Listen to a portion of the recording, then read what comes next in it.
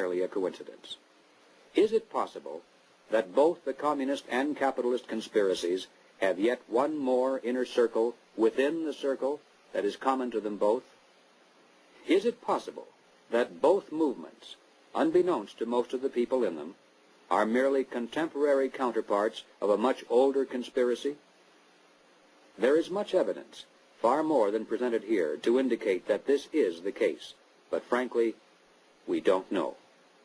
Until someone on the inside of such a master conspiracy decides to reveal its existence today, we simply have no way of finding out. But we do know that it is not impossible, and certainly not absurd. What then is our response?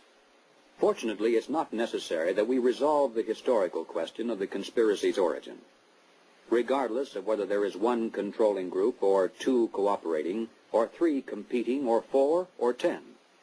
In practical terms of what can be done about it, our response must be the same.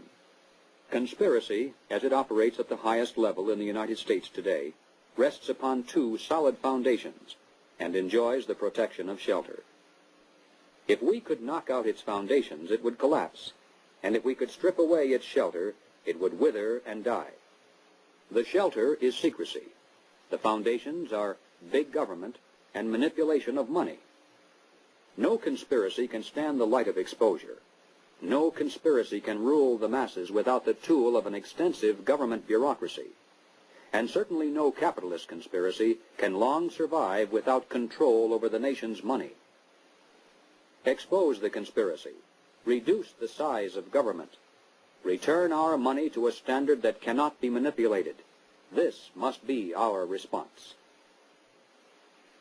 In the limited time available, we have attempted to demonstrate that the conspiratorial view of history, particularly of recent history, is the correct view.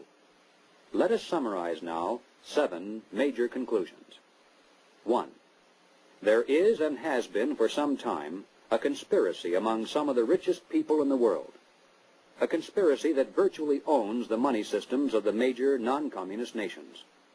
This monopoly is protected by the power of the respective governments, and is used to perpetuate the conspiracy's vast wealth by the creation of money out of nothing. 2. In the United States, this monetary fraud is perpetuated through the Federal Reserve System.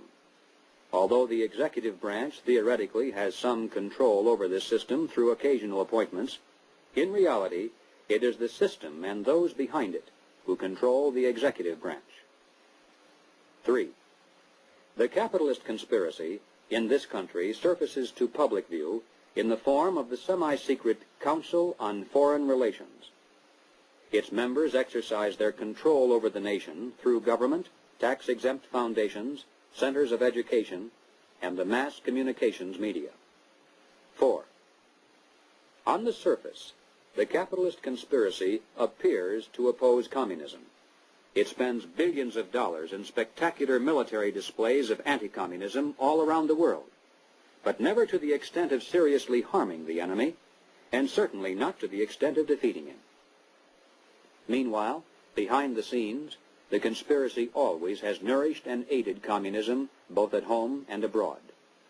It does this not because it is pro-communist, but because it needs the appearance of a formidable foe and the chaos byproduct of a managed conflict to advance its own goal of totalitarian world government. 5. There is much evidence indicating that the capitalist and communist conspiracies both are directed by a single master conspiracy which may have continuity with the order of the Illuminati, which was founded 200 years ago. But this historical question is not nearly as important as the immediate question of what can be done about it today. 6. As for our response, we must begin to dismantle the conspiracy's machine of big government. We must restore American independence. We must return our schools to local control. We must protect our police forces from federal aid, which is the certain path to a national police force controlled from Washington. We must denounce revenue sharing as a transparent device leading to control over local government. We must raise up men for political office who not only talk about reducing government, but who will do it once they're elected. And that means men who are totally independent of establishment politics. 7. We must reduce the Federal Reserve System to a service function of clearing checks between banks only. Merely turning the system as it stands over to the federal government, as some have suggested, will not solve the problem. The same people would control it either way. The root of the evil is that money is created out of nothing, and the insiders could do that today just as easily directly through government as they do through the Federal Reserve System. The ultimate solution is to prevent anyone, in or out of government, from manipulating the money supply. And the only way to do that is to return our money to the gold and silver standards. 8. We must expose the conspiracy to public view. If somehow every American could be made aware of the facts contained in this presentation, if it were possible to circumvent the establishment's channels of mass communication and carry this message person to person to our friends and neighbors and fellow club members, the conspiracy would collapse like a house of cards.